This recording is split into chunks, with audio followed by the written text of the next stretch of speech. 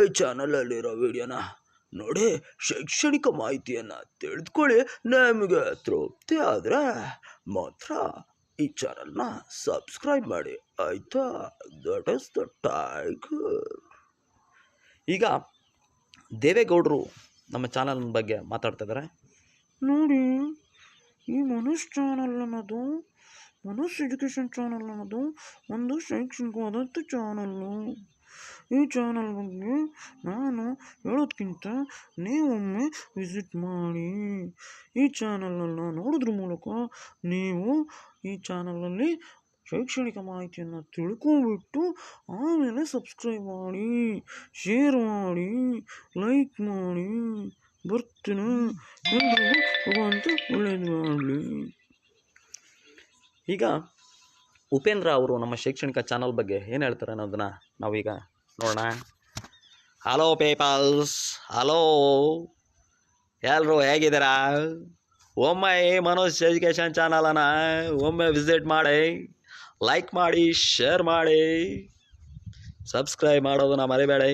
ಈ ಚಾನಲಲ್ಲಿ ಎಜುಕೇಷನ್ ಸಂಬಂಧಪಟ್ಟ ಒಳ್ಳೆ ವಿಚಾರ ಇದೆ. ಆ ವಿಚಾರಗಳನ್ನು ನೋಡೋದ್ರ ಮೂಲಕ ನಿಮ್ಮ ಜ್ಞಾನನ ಹೆಚ್ಚಿಸ್ಕೊಳ್ಳಿ ಅಂತ ಈ ವಿಡಿಯೋದಲ್ಲಿ ಹೇಳ್ತಾ ಇದ್ದೀನಿ. ಮರಿಬೇಡಿ. I like it.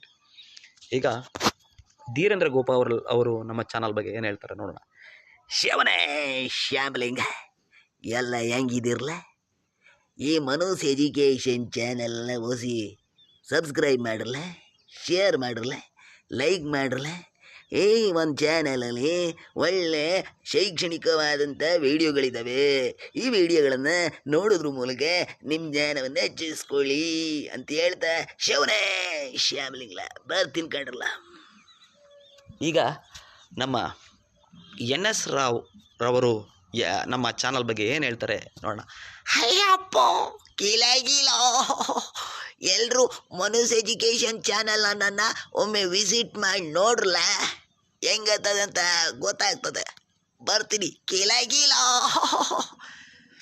ಎಲ್ರಿಗೂ ಧನ್ಯವಾದಗಳು.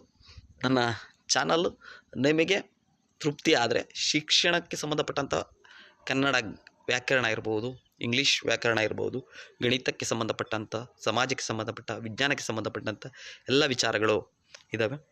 ಈ ಚಾನಲನ್ನು ಒಮ್ಮೆ ವಿಸಿಟ್ ಮಾಡಿ. ನಿಮಗೆ ನಿಮ್ಮ ಶಿಕ್ಷಣಕ್ಕೆ, ನಿಮ್ಮ ಸ್ಪರ್ಧಾತ್ಮಕ ಪರೀಕ್ಷೆಗೆ ಅನುಕೂಲಕರ ಆಗಿದೆ ಅಂತ ಅನಿಸಿದ್ರೆ ಮಾತ್ರ ಆಗಾಗ ನನ್ನ ಚಾನಲ್ನ ವಿಸಿಟ್ ಮಾಡಿ, ಸಬ್ಸ್ಕ್ರೈಬ್ ಮಾಡಿ.